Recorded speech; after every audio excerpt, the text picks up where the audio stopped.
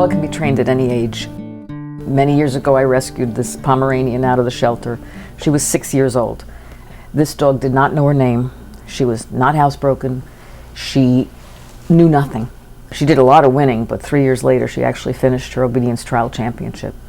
Training is more about listening to the dog than it is about issuing commands and orders. It's got to go both ways, and when the dogs feel that you're listening to them, they're much more willing to talk to you and to work for you. I view each new dog and each new breed as a new language, and training is all about communicating to the animal what you want them to do.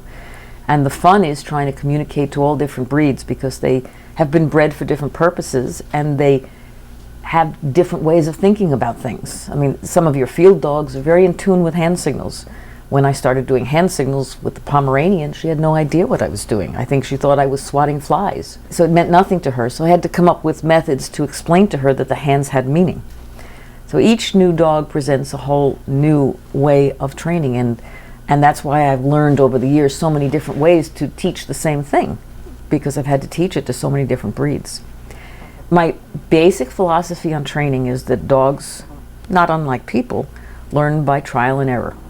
And so I have always been very willing to allow dogs to make mistakes. I think they learn from their mistakes as long as there's no penalty for being wrong. The more they're wrong, the more they learn what right is. I never tell a dog what not to do. It's like sending you to the supermarket with a shopping list of everything you shouldn't buy. Okay, it's going to take you a long time to shop. So by ignoring the things that they do that I don't want and reinforcing the things that they do that I want, they very quickly start doing things that I want, and they're not nervous about making mistakes. If you have a dog that is afraid to make a mistake, this fear of failure gets in the way of learning.